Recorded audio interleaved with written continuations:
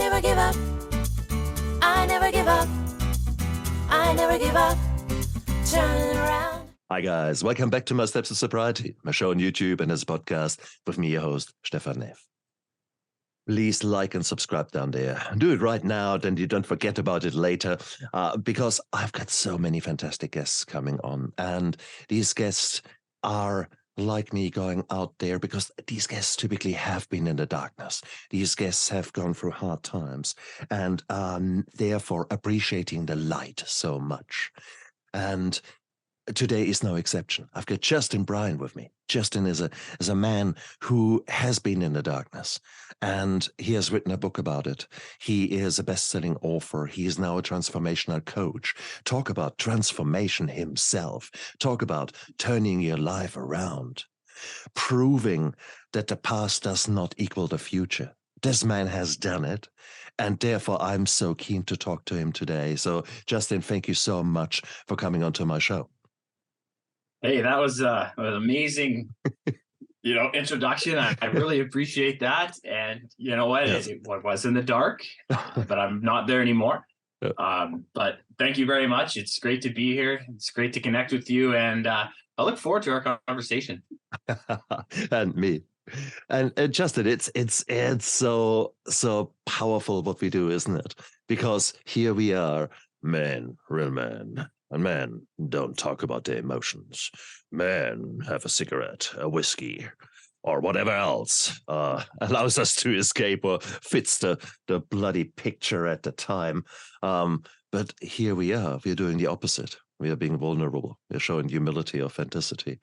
But that is typically something you learn the hard way. How were you in the past? Who were you in the past when you tried to escape your reality? Well, you know what? I lived by the man up stigma. My internal dialogue, the way I spoke to myself was, man up, Justin, man up. You know what? They're going to work. Man up. They don't feel like that. Man up. You want to show your emotions? No, put that in the ground. Man up. And that almost ended up taking my life. I almost ended up doing that because I didn't feel like I was a man. Men are supposed to be tough. They're supposed to be strong. They're supposed to protect. They're supposed to provide. And I didn't feel like I could do any of that. So I was like, why should I even be here? So that man up stigma, living by it, it almost took my life. So, but those kind of darkness thoughts, they typically only come down the line. There is a time when we are young, when we are bulletproof. How were you as a teenager? So that's the thing. I growing up, I was very self-conscious. I had low self-esteem, low self-worth, low self-confidence, when I actually really shouldn't. I was liked, I was athletic, I got good grades in school, but I always wanted to be everybody else but me. I was a late bloomer coming up, and I'd always compare myself to other people. So I was smaller growing up. I mean, now I'm like 6'3", 235, but it took me a long time to get there. I didn't hit puberty. I didn't hit my growth spurt until grade 11. So I was shorter. I was little, and that took a toll on me. So because of all those insecurities I had, I would always act out. I tried to be the funny man. I tried to be liked and noticed by everybody. That's because I felt less than everybody else. Now, because of those insecurities, I started making fun of myself. But not only that, to get laughs from people, but not only that, I started to believe them. So I started to believe the things that I was saying about myself. Whenever I did something wrong, or I'd be like, oh, these guys might think it's funny, I'd go out, hey guys, I just did this, to get a laugh. But then I started to believe, hey, Justin, you're a failure. Justin, you mess up a lot. And if someone poked fun at me, I had a good friend group, but I was made fun of a lot because I acted out. But they didn't. I don't think they were making fun of me to hurt me. They're just being kids and razzing each other. But I started to really believe what I said. Then I started to believe what they said. Now I took those emotions and I put them in a proverbial bag, and I closed that bag up and I put it on my back, and I walked through junior high, through high school, into my adulthood. When that bag started to get heavy, I took it off and I opened it up. But instead of unpacking that bag, I started to put guilt, shame, anger, depression, suicide, alcohol, and drugs in that bag. I actually didn't drink much in high school. It wasn't for me. But when I got out of high school and I started playing junior hockey, I really found what alcohol gave me. I moved away to live with a billet, and it started to give me self-esteem, started to give me self-worth, so started to give me self-confidence. All right, well, I have all these things. That's perfect. So I started to drink. I went from barely drinking to an alcoholic very quick. By the time I was 21 years old, I was drinking 3, 4, 5 times a week. By the time I'm 24 years old, I'm bartending downtown Vancouver, BC, Canada, in a big, beautiful city, right on the ocean view, full of nightclubs, and I'm bartending down there. Now, when I was bartending down there's essentially 2 things that really happened to me at 24 that really, I believe, put me on the trajectory that I took. So when I was bartending down there, I was a really good bartender. I could get in, get out within 15, 20 minutes, have my cash out done, everything stocked, everything wiped down. But I could do that only because I needed to get out for power half hour, power hour, whatever you call it, drink as much as I could. And then I'd walk home and phone up, dial a bottle so I could have more alcohol waiting for me when I got home. Now, a bartender noticed this, and he comes up to me and says, "Justin, can I ask you something?" I said, "Yeah, sure." He said, "Do you think you drink too much?" And I looked at him and I was like, "There's no way I drink too much. I'm young. I like to have fun. I'm in this big, beautiful city. There's no way." So I did what I did every single night, closed up shop, went out, got as drunk as I could, started walking home. And on the walk home, I phoned up dial bottle, so I have more alcohol waiting for me. But as I was walking across the Kemby Street Bridge that night, a thought rings through my head, and it says, "Justin, you drink too much." And again, I ignored it. There's no way I drink too much. I'm young. I like to have fun. I'm a bartender. I'm in this big, beautiful city. But all of a sudden, this thought rings through my head again. It says, "Justin, are you an alcoholic?" Well, I said this word for word. There's no way I'm an alcoholic. I go to work. I pay my bills. I am not a lowlife, and I am too smart to be an alcoholic. So smart, in fact, that I graduated from alcohol abuse to drug abuse that same year. At 24, I did cocaine for the very first time. Oh. And I didn't remember the night. But after the night, my buddy phoned me and he said, man, what a night." He's like, "Do you remember what we did?" I'm like, "No, not at all." He's like, "Well, you actually tried drugs." And I was like, "Oh, really?" Because I was never against me doing them or other people doing them, but I was always against me doing them. But then he said something to me that you probably should never say to a person with my mindset. And he said, "Man, you were funny last night." Well, right then and there clicked. I have alcohol confidence. I have drugs to be funny. I got Michael's special juice from Space Jam. One shot of this, one shot of that, and then I'm Super Justin. Now, if you fast forward 6 months down the road, I moved back home and I'm managing at a nightclub. And I had to get a ride home that night because I lost my license for drinking and driving. And on the way home, me and a buddy started talking about the topic of depression, to where I looked at him and I said this: depression is for the weak. Depression is an excuse. You got to man up. You got to go to work and you got to pay your bills. You got to take your feelings and bury them down deep because we don't talk about them. Oh. So at 24 years old, I have 2 major problems: substance abuse and my mental health. But at 24 years old, I was ignoring 2 major problems: substance abuse and my mental health. And boy, did it go on from there. How were your parents? Did they, all generations go through some hard times. How did your parents deal with hard times? How did they deal with their emotions? Well, you know what? I moved out. My mom and dad split up when I was 8 years old. We didn't really know what was going on, right? I remember coming home and I seen a for sale sign in our front yard, and they explained it. Mummies and daddies, they don't always live together for the rest of their lives. So I went and lived with my mom, and she met a guy, and I just wasn't a big fan of him. We didn't get along that great. So at 12 years old, I went and lived with my father. Now, my dad was a good dad. He paid for everything. I was in sports,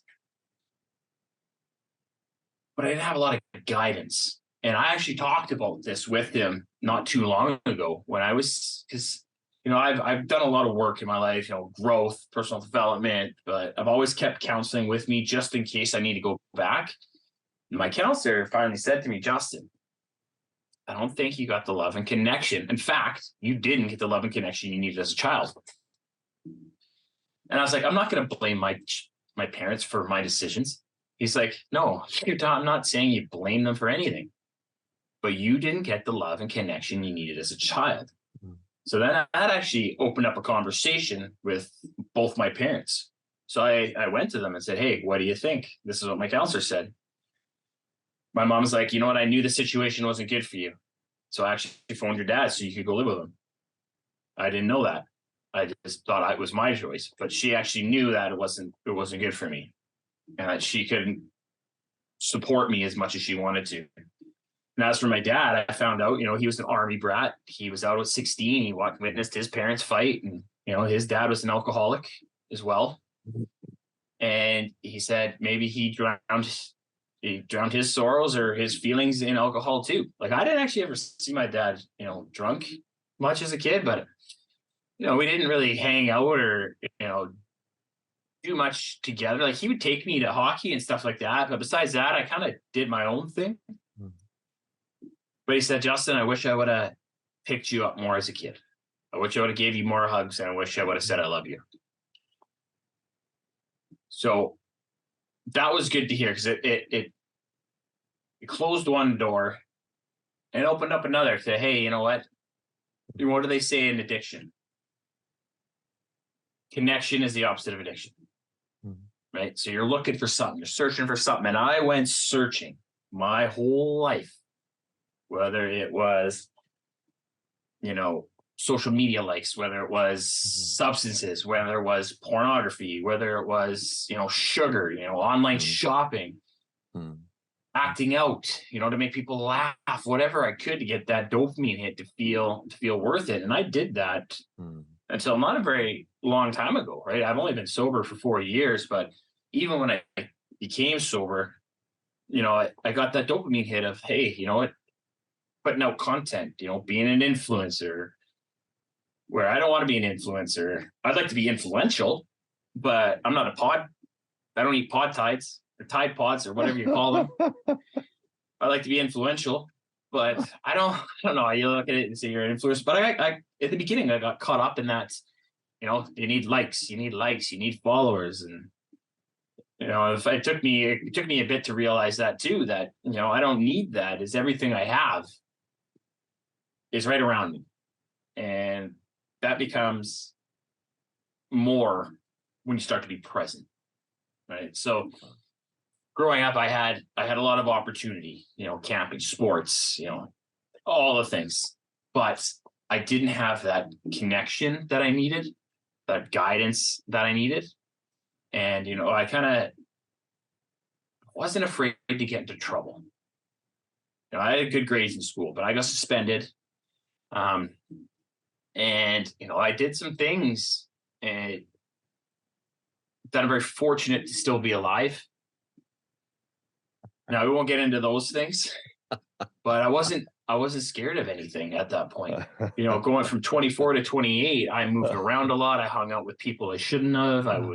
I was using, I was drinking, I was, getting fired from jobs, missing work, hooking up with girls for self-worth, and still looking for that connection. But how can you build connection when you're moving around and you're always drunk or high?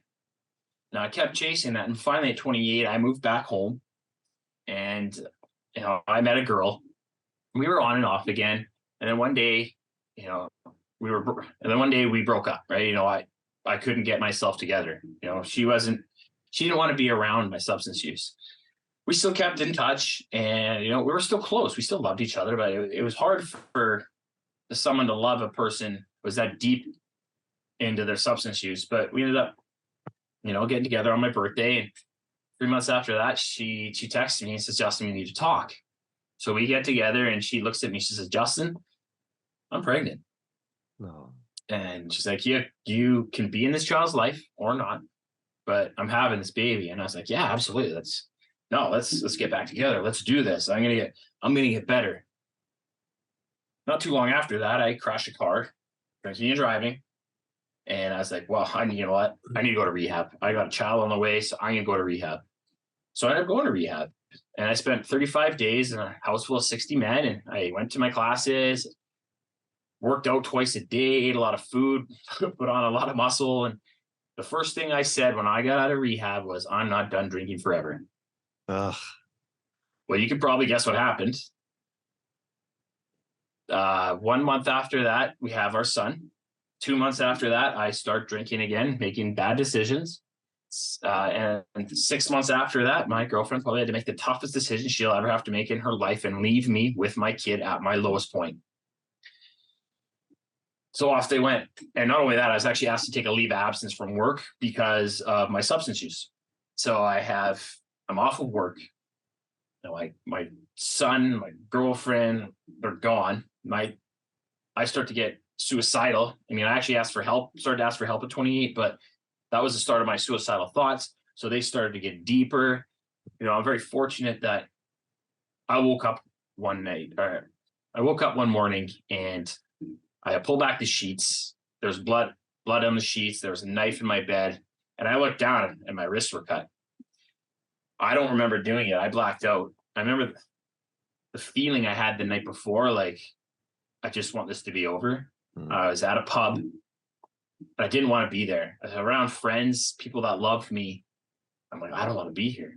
So I phoned my mom. She come and pick me up, and she took me home. And the next day, she's like, Justin, you were talking pretty funny last night. And she had no idea. But when I looked at that, I never told anybody. What I did was I got those, rubber bracelets that everybody wears. Yeah. Put those on, and I got a cover up, and I wore makeup on my wrists so nobody would know.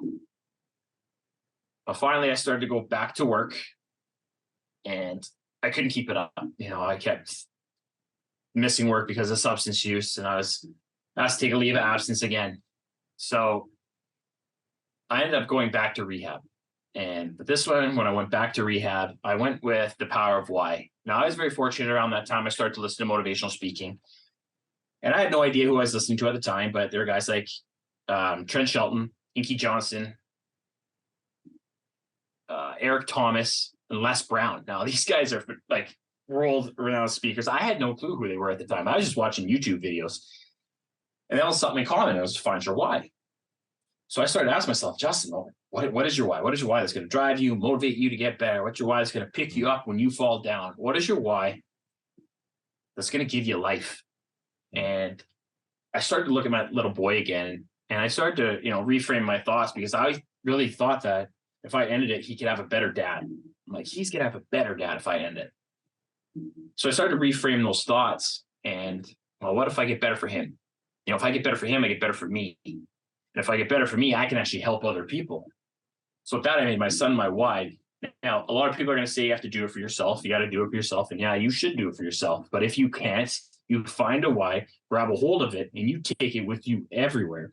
Because I can guarantee when you make something your why, like I made it, my son still came back on me. I got better for him. So eventually I got better for me. So I went back to rehab with the power of why. And when I got to rehab, instead of worrying about the substance, I said, Justin, why do you drink? I'm depressed. Why are you depressed? Low self-esteem, low self-worth, low self-confidence. Why do you have that? Well, I didn't learn how to deal with my operating system, my mental health. So with that, I went back to rehab, and, they start to teach us the how, like gratitude, journaling, exercise, how there's diet, how there's a direct correlation to your gut health and your mental health. But one of my first days in rehab, I still can't believe this. We were allowed to go for a walk as a group, and we walk around the strip mall, and I happened to notice a liquor store right beside it. So we're about 100 meters away from this rehab center. But on the sign outside the liquor store, it said in big block letters, spelled perfectly correct, BC wine is cheaper than therapy. BCY is cheap. I looked at the 20 other guys in that group, said, hey, does anyone have $20? I'll solve all their problems. I couldn't believe they had this sign outside a rehab center, but what it is, you deal with what you have to deal with. While you're changing there, the world's going to stay the same. There's going to be signs like that everywhere. But they taught us about the how. But one of the biggest things that I learned in rehab, and that I actually learned in life coaching courses as well, was the power of acceptance and forgiveness, and how acceptance and forgiveness is actually for you. Now, there's going to be things in your life. There's going to be events, experiences. There's going to be people that hurt you, but you're going to have to accept it. And you have to, doesn't mean you have to like it, but you're going to have to accept that it truly happened. Like, this is my reality. This actually happened. Mm-hmm. And you have to accept it, because then you can forgive it. Now, if you don't accept it, you can't forgive it. And if you don't forgive it, you can't create a future by living in your past. Now, the thing about forgiveness is if it's a person that hurts you, you actually don't have to tell them to their face. You don't have to go up to that person and be like, hey, you know what? I forgive you for doing that to me. No, I know you didn't mean to, whatever. You can, and it may help you, but you don't have to forgive them to their face. You just have to forgive them for you. You got to go through that whole process in your mind. In rehab, we did that. We sat at a chair, we had the lights off, our eyes closed, and we went through a visualization technique where we forgave that person that hurt us. Now, one of the toughest things, though, that you may ever have to do with acceptance and forgiveness is accept what you did. And then you're going to have to forgive yourself. It took me until I'm 38 now. 30, was it 38? Yeah, it was 4 or 5 months ago to finally completely forgive myself for everything that I've done. Realizing that was a different me, I guess. You know, I find that part where people are like, that wasn't me. Well, it actually was you. You were there. You made the choice. So I had to accept that part, that I made a bad or a poor decision. Right? I might have been influenced by alcohol, but that essentially still was me. So I know when people say that wasn't me, it actually was you. So I grapple with that one, even though, because, you know, substances can alter your mind, alter your state, right? So I had to accept a lot of things, and then I had to forgive myself, which was hard, but I was finally able to do that. Now, when I got out of rehab for the second time, I was doing good, right? And then I went to sell cars. Now, you don't want to sell cars when you have social anxiety. So I was actually been diagnosed with clinical depression, which is a depression that lasts longer than 2 weeks at a time, or major depression, what they call it. I have social and general anxiety. I have ADHD, right? And I'm like, I'm going to go sell some cars. Well, that didn't work out well for me. Like, I had to talk with people that, you know, they just want to try to haggle you down. They want the best deal. And I'm like, can you just buy the car? Like, I didn't want to be there. And then after 3 months, I hit that pink cloud again of being out of rehab, and I had my son. And I walked upstairs, gave him to Mom, and said, Mom, you need to take him. I didn't know what to do to get rid of that anger that I had. You know, I stopped doing my coping mechanisms. I stopped the gratitude. I stopped the journaling. And I went right back to old habits, because I knew that the old habits worked. I knew once I had that alcohol in my hand, I would calm down. Once I had that alcohol beside me, once I was walking to the store to get it, I would be in a better mood. And I started drinking again. And then about a month after that, I was New Year's. I ended up using drugs again. Getting really drunk, phoning my boss the next morning. I don't remember talking to him, and quitting my job. And then I found myself on January 4th, 2019, sitting in my basement suite alone with the shades drawn, super dark, looking around my basement suite, looking at my kids' toys in the corner, looking at all those pictures, thinking, Justin, you have two options here. You can either get help or you can end it. And if you end it, your son is going to grow up without his biological dad. So with that, I actually phoned my mom and said, Mom, can you take me to the hospital? So she came, picked me up, took me to the hospital. And with my dad to my left of me, my mom in front of me, and a counselor to the right, I finally admitted out loud that I had a plan. And that plan was to end it. If I was going to continue to feel the way that I did, I was going to end it. Now, by saying those words, just letting people know my truth took half the weight off, because my doctor would be like, Justin, are you suicidal? My counselor, Justin, are you suicidal? And I would just look at them in their eyes and I'd lie.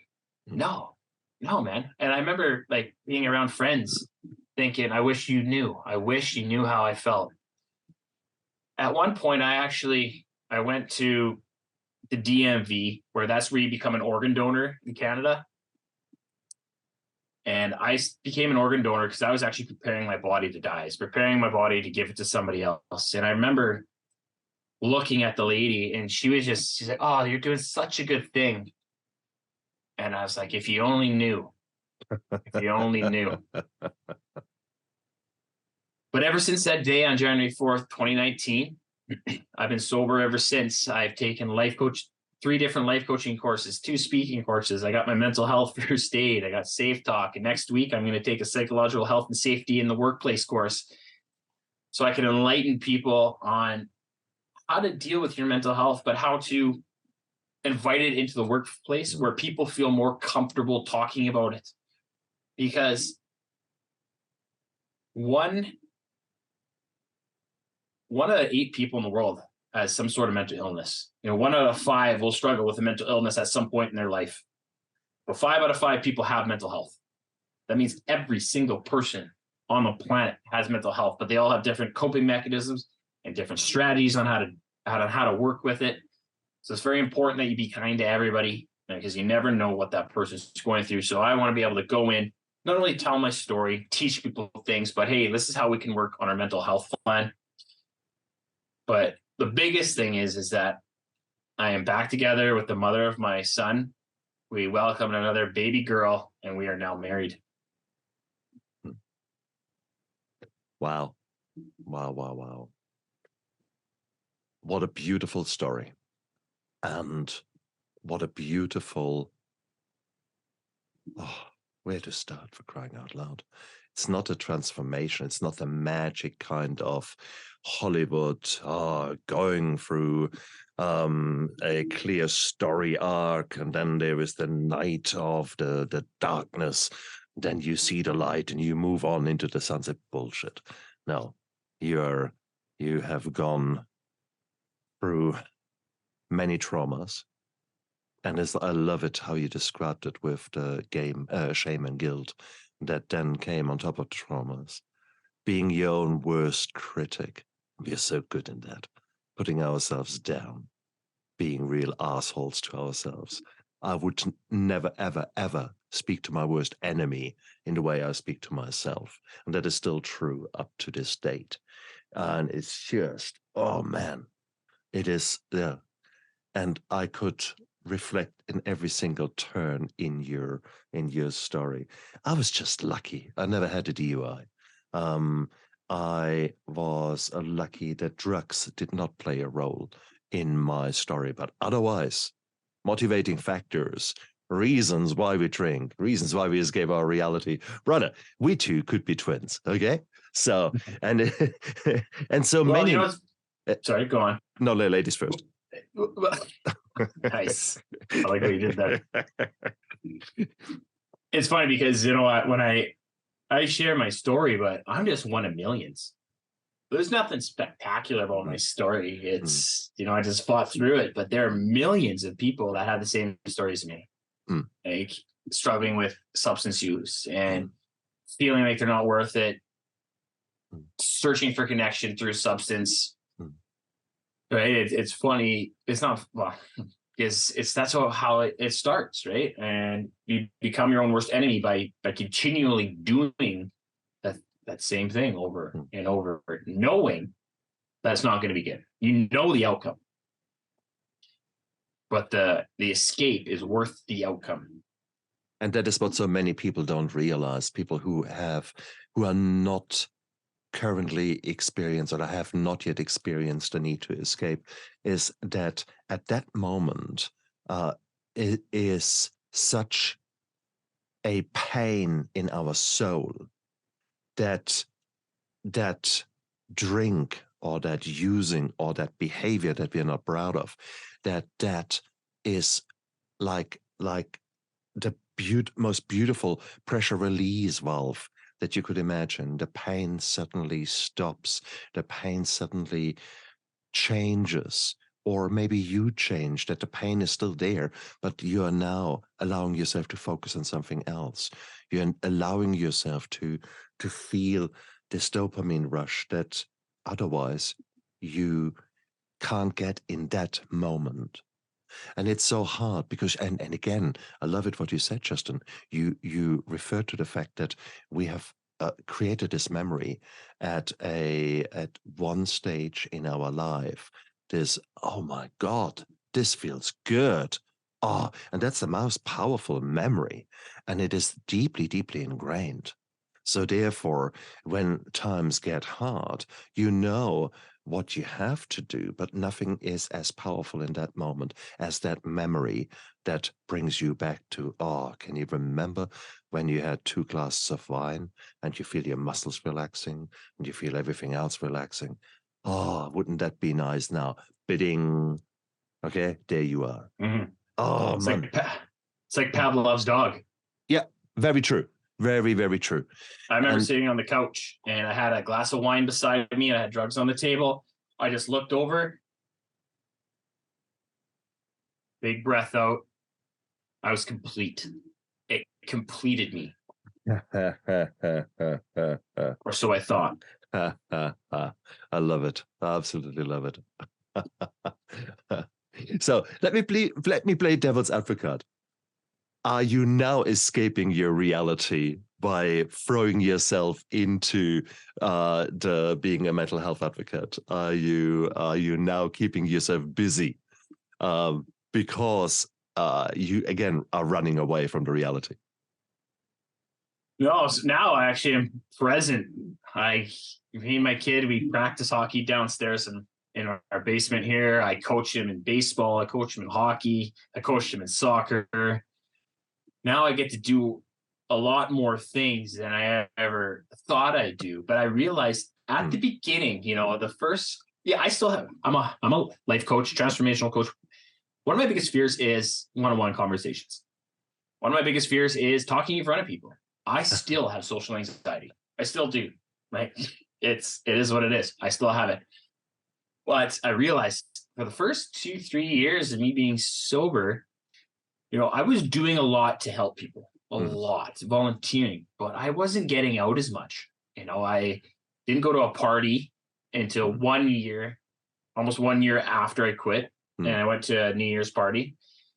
And I don't really go to parties anymore. I'd rather be home with my family, but I was isolating in a different way. I was isolating by being around my family, if that makes sense to you, because I wouldn't go out with friends. And, people need connection with other people, right? So now I started to, go back and play hockey more, golfing with my buddies. Not a lot, but I was isolating after. It took me a while to realize that I was still kind of hiding after 2-3 years into my sobriety. And please, we need to highlight here that, yes, we have been a certain man, we have been a certain human who had a certain set of connections. But when we're using and drinking, we often surround ourselves with people that are using and drinking as well.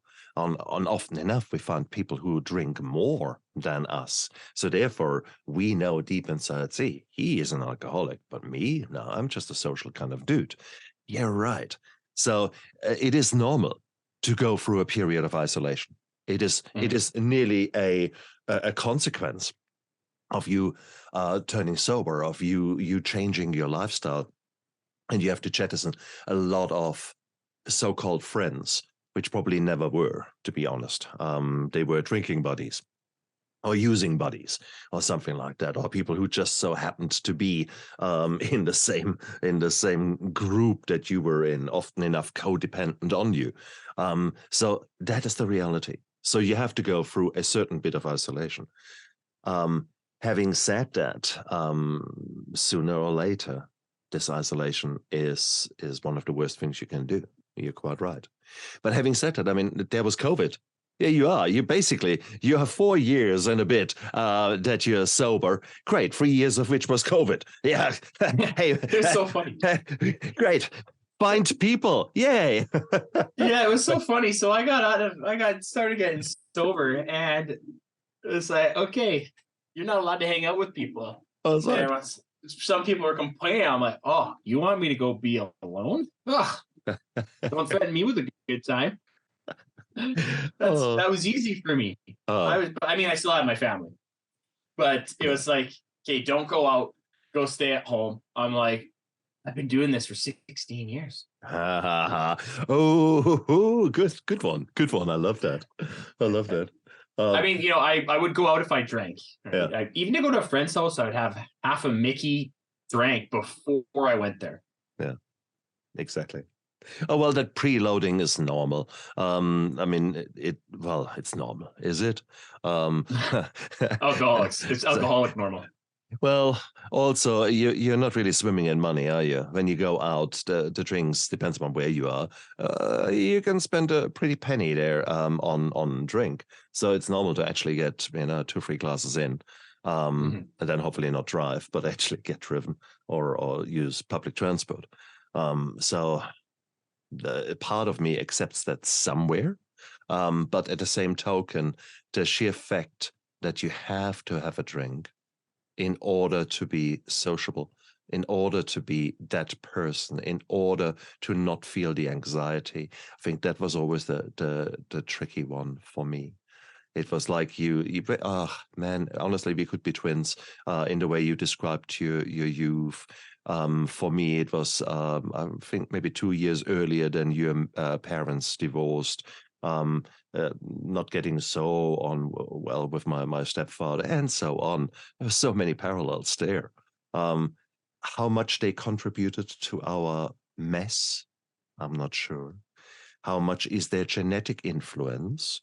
Well, I'm pretty certain you have got up to 50 genes that are basically imprinted and make it a little bit more likely that you are a sitting duck. Having said that, epigenetics is such an important issue. The genetics means you have got a gene that makes you a bit more likely. Epigenetics is the kind of life juice that you now sprinkle over those genes. And some of them come out to play and some of them don't come out to play. So if you are basically putting a lot of bad nutrition in, and last time I looked as a bartender, you have a drink and you sprinkle a bit of cheese on it and you call that dinner. So yeah. It's interesting that you migrated into that job. Here you go. So you see, it is we have got a whole raft of influences that set us up to either migrate towards mental health problems or pull us back towards a good mental health. And I love what you said. We all have mental health. Why don't we just look after it just as much as we have good a physical health? And let's look after your mental that. health is just as important as your physical health. Hell yeah. And they're correlated, right? Absolutely. If you go out for a walk, you're releasing your happy chemicals, your reward chemicals, like your serotonin, your dopamine, your endorphins, your oxytocin, which helps you with your brain. Right? I finally started working out probably about 10 years ago. It's been one of my best antidepressants because not only do I work out, but I listen to audible books, I listen to motivational speaking, I listen to positive podcasts of people like me, what they did to get better. It's so important that you work on your mental health. And when I talk to sports teams, so I talk about you want to be a great athlete, you need to look after your mental health first. You can be a great physical specimen, but if your mental health ain't there, who knows where you're going to be. Like, look at Jay Morant of the NBA. He's been fined 2 or 3 times and suspended for, waving guns around. He plays for the Memphis Grizzlies, waving guns around in TikTok videos, and now he's getting help for his mental health. Right? He's an incredibly talented athlete. But where's his thought process? Is his mental health okay? So if you want to be a good athlete, you want to be good, successful in anything, you can fake it for so long, but eventually your mental health will catch up. That's why you take care of your mental health so everything else can catch up, right? So it's very important people realize to take care of their mental health first, right? And that really starts with taking care of your self-care. You're just talking about the things you consume for your diet. So, not only physically, but emotionally, the things you consume on the internet, the things you consume on the news, the things you read, the music you listen to. I used to listen to all these sad songs because they could relate to me, right? I'm like, oh, yeah, okay, well, this guy knows what I'm feeling like. But then it's like, it kept me low. I mean, sometimes I still listen to those songs because they're good songs, and I like how they explain their story. Now I listen to them in a different manner, not how it relates to me and I feel like that, but how they told it. So you got to consume intentionally the food you eat. Like I've had a hard time. I have to admit, I've had a hard time with sugar since I quit drinking. I go up and down. In my rehab, there was a chocolate for Africa, and I bought these gummy snakes, and I probably ate them for about a year. Pure sugar and some chemicals in there. But that was the cross addictions. I jumped from alcohol straight over into the sugar. So welcome to my world there. Well, you're looking for that dopamine replacement, right? Absolutely. And in all fairness, I think that was probably, I was quite happy to trade those two addictions because it was far easier for me later down to ditch the sugar than it was for me initially to get rid of the alcohol. So that's for sure. Sugar does is an emotional stealer. It's an energy stealer. Correct. You got to realize that 25% of the sugars you put into your body go to your brain. So you hype up your brain, but it can make you irritable when you come down. Absolutely. Dysregulate your emotions. So absolutely, everything that you do, you should try to consume intentionally. Oh, hell yes. So, hell yes. It's fun. So there's, you're working out, they call it time under tension, where you're going slow, you're working down to contract the muscles differently. Well, what if it's time under intention? The things that we do. Intentional eating, intentional consuming. Yep. I'm not a pro at that, I can tell you that. Oh, no. But what if we paid more attention to it? No, you say a pro. You are very good in your sports because you have put the time in, the time to practice, the time to learn. The very first time you had a hockey stick in your hands, you probably had no idea which way around to use it. But then after a time, you became really good at it. Can't you imagine that the same applies to if you focus on your nutrition? And for those guys out there who think, oh, come on, let's don't be silly here. Nutrition, that is just fuel for me. The reality is that no, is what you put in there is truly medicine. And we keep forgetting that, and we know that more and more. Give you an example. Up here is about 1.5 kilograms of brain tissue, of nerve tissue. In here, in your gut, is about 1.5 kilograms of tissue, of nervous tissue. So if you've got a gut feeling, that actually truly means something. So if there's so many nerves down there, then you have to say, why are they there? And they are there because your body plays together with all the bugs that are inside your colon, inside your gut. It's called a gut microbiome. And it's only nowadays, in the last 5-10 years, that we have realized, for example, that the feel-good hormones, the serotonin, that actually as much or probably even more of the serotonin is produced down here in your gut than up there, but it's a neurochemical. So it is basically a powerful motivator, a powerful feedback to you. Now, these bugs, they don't just say, oh, like, great, I want to learn how to do serotonin. No, some of them are good and they just do the right thing for you. Others are evil. And there's constantly this fight of good and bad happening in your gut. So you can either look after your gut, in which turn you're looking after your mental health, or you can just eat shit fast food, a standard American diet, then that will completely mess around with your mental health. So that link is clearly there. But that is something where I think we can do so much, and going out there and practicing it on ourselves and practicing on others. There was a beautiful study about Finnish prisons, where they basically changed the diet for a short period of time towards a Mediterranean food plan. And the amount of violent incidents within that Finnish prison system went down like that within 3 days. Okay, 3 days of changing the nutrition. Now that is hardcore data. This is showing the consequence of you making one choice at a time. And coming back to you, the intentional living is beautiful. Your why, the search for the why, I loved that. And you were saying why, but you use it as a sequence of whys to bring you down to the reason, to a motivating reason. And I suggest we use the why in another version. We say, what is your why? Why do you want to become a better person? What is your why? What could drive you that actually creates a new you? Who do you want to be when you grow up? Who is that person that is dormant, that is sleeping in there, that just, however, is knocking on the eggshell from the inside and sort of wants to break out? So let's use the why to find that person, to create that person, to build that person.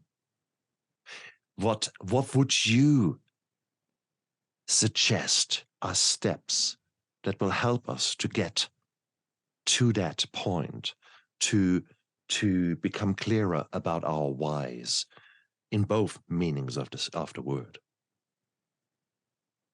That's a really good question. Well, you got to ask yourself, for one, what's important to you? Who is important to you? You know, what brings you joy? What brings you happiness? What do you love doing? You got to answer a lot of different questions. So what brings you joy? What makes you happy? What do you love doing? Who brings you joy? Who makes you happy? Who do you love doing things for? You know, how can you make this world a better place? Sometimes we gotta, your why should be you, but sometimes we gotta do things for other people. How can I serve other people? If the world was more built around helping other people, there'd be a lot less problems. So what kind of gift do you have to offer the world? We all have gifts, whether it's built in us, whether it's learned. We all have a gift. I never expected to be a speaker. I never expected to be a coach. I never expect to be an author. I definitely didn't expect to be an addict or depressed or suicidal. None of this I expected. Those 16 years that I struggled led me to becoming that. I wouldn't change it for the world. So it's, how can you turn your pain into purpose? Right? So what is your purpose? And it's what makes you happy? Who makes you happy? What do you like doing? Who do you like doing it with? What brings you joy? Who brings you joy? What is your gift? And when you feel the lowest, what brings you up? Why do you get up in the morning? What's that first thought that comes to your head? Why do I need to get up today? Well, I need to pay bills. Okay, why do you need to pay bills? I need to pay bills because of my kids. Or I need to get up because I got to go to work, and then that helps me to, maybe build houses. Then it puts roof over people's head, right? So a lot of it is asking yourself self-discovery, thought-provoking questions. So in my life, I asked myself tough questions. Justin, do you drink too much? Justin, are you an alcoholic? Justin, why are you depressed? Justin, why do you struggle with this? And it wasn't until I stopped avoiding the tough answers that I really start to make the changes I need to make. So asking yourself questions, but don't avoid the answer. So true. So true. And maybe write them down. The power of journaling, the power of you handwriting things down is so important. And sometimes things come out of your fingers I certainly had experiences where I was writing things, and that became like an out-of-body experience where my fingers were writing, and I was actually reading what I was writing. I thought, where's this coming from?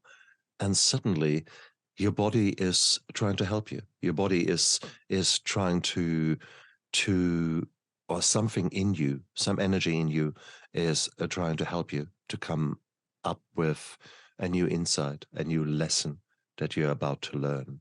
And that is beautiful.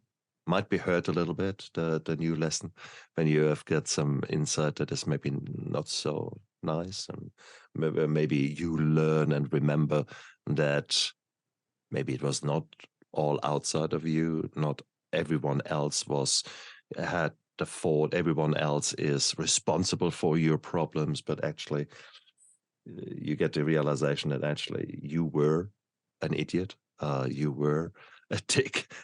The way you behaved contributed hugely to the mess that you ended up in.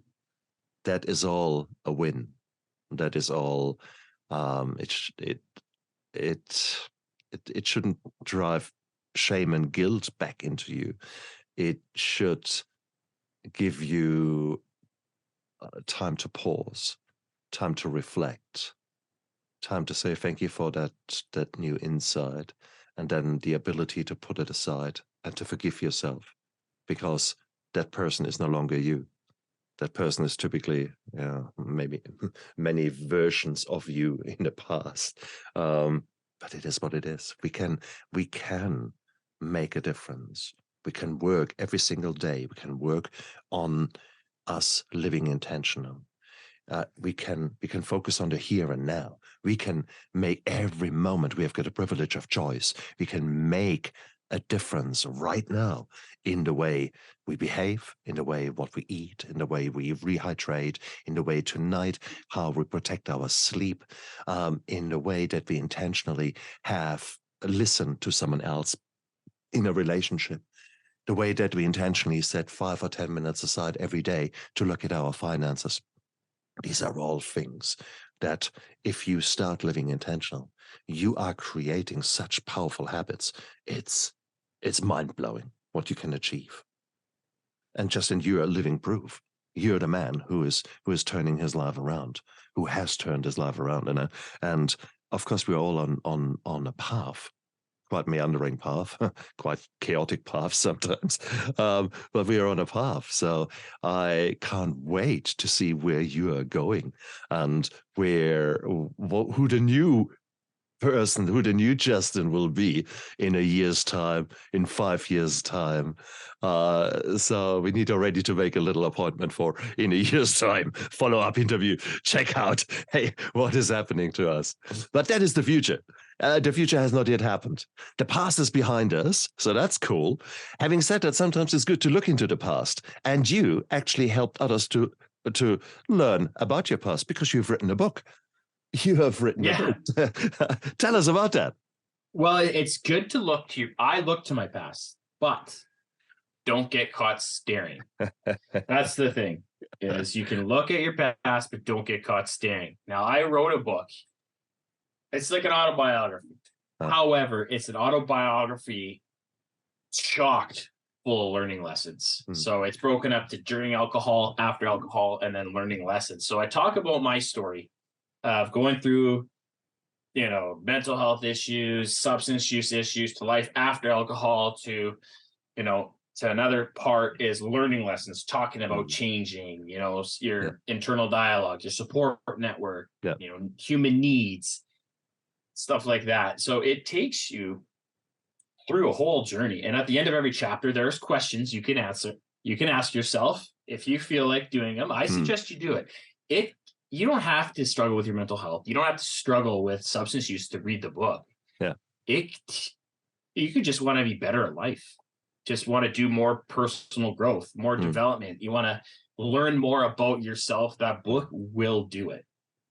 It's brilliant. Everything I've learned from rehab, from counseling, from personal development courses, from 3 different life coaching courses, all into one book, so people can open up their mind to what's possible, what may be standing in their way. And there's 5 important questions that I put at the beginning of the book and at the end of the book. It's, what do you need to start doing? What do you need to stop doing? What do you need to continue doing? What do you need to do more of? And what do you need to do less of right now? And then the book ends with those same 5 questions, because I want to know if someone ever emails me and tells me, I want to know, or I want them to know or see, do their answers change by the end of that book? This was important to me, or I thought it was important to me, but actually, in order to get there, I need to do this first. I need to do more of self-care first. Mm. I need to do less of consuming the news. I need to do less on social media. Mm. I need to do less of hanging out with this person. I need to do less eating out. I want to know if it changes. Because once you read, if you answer in the beginning, there's a big chance that throughout the book, you're going to come to some self-realizations that, and at the end of the book, you'll be like, oh, well, actually, I should probably do this first, right? That can get my attention later. Absolutely. What is the name of the book and how can we get it? It's called Chasing Shadows, Fighting the Monster Within. You can get it on Amazon, Barnes & Noble, Indigo Chapters, Kindle e-reader, Word Smash, pretty much anywhere you want, you can get it from. Indeed. Cool. Guys, look down there into the description of the YouTube video and of the podcast, because you're going to get a link down there to Justin's website, to the social media of him, and of course to his book. Because, we are here to make this world a better place. And we're doing so by living authentically and showing a degree of humility, being our best versions of ourselves, or at least trying to be. We never succeed 100%, but the more I succeed, the happier I am. And it is like nowadays I'm addicted to the light, no longer addicted to the darkness. And that is a really nice addiction to have. So I think I will always be an addict. I will always work too hard. I will always be tempted by things that give me a quick dopamine rush or a serotonin rain. It's all quite pretty, but that will be always my weak spot. But I'm aware of it, and that makes me stronger. So it is what it is. We can't change life. I can't change the way I tick, but I can every second make choices that pull me away from the abyss, that pull me away from the very dark thoughts that sometimes can be there. So guys, don't be upset that they are there. Just learn about them, accept them, and take them as messages from your body that maybe you need to do a little bit more work on yourself, maybe to take a break, rehydrate, connect with nature, have a laugh, focus on something positive. And whilst I admit at the moment it's a bit difficult to find positivity out there, that's only because we're looking in the wrong places. I don't think you will find too much positivity in either the political systems or your daily news or in many of the social media you're probably frequenting. But how would it be to actually talk or learn more, listen more to podcasts that maybe are lifting you a bit up, like this one here, where you see that 2 numbnuts get their shit together and actually, go out there and are honest. Would that not be cool to learn more? Or whatever makes you tick, cultivate that. Cultivate the joy. Cultivate the passion within you. We have got the choice to do that. Every single second you can make choices. It's a privilege you have. And don't let that be taken away by outside influences or by maybe your own bad choices. No. Live right now, live in the moment, and you have choices. Make them, choose them. And you have already taken action because you have listened to this whole interview up till now. I congratulate you. I commend you. That's fantastic. So now Go down there if you haven't already. Like and subscribe. Check out Justin's links in the description down there. Check him out. Click him up. And just, do take action. And who knows, very soon your life might be quite different. And for that, if that happens, I would be so, so glad for you. Justin, you're an amazing man. Thank you so much for coming onto my show. This was a blast of an interview. In actual fact, I didn't need to ask many questions because you have been beautifully just talking us through the story of your life. And there were so many lessons in there. I'm very grateful that you allowed me to reflect on them. And you already made my life a bit better today because you allowed me to reflect.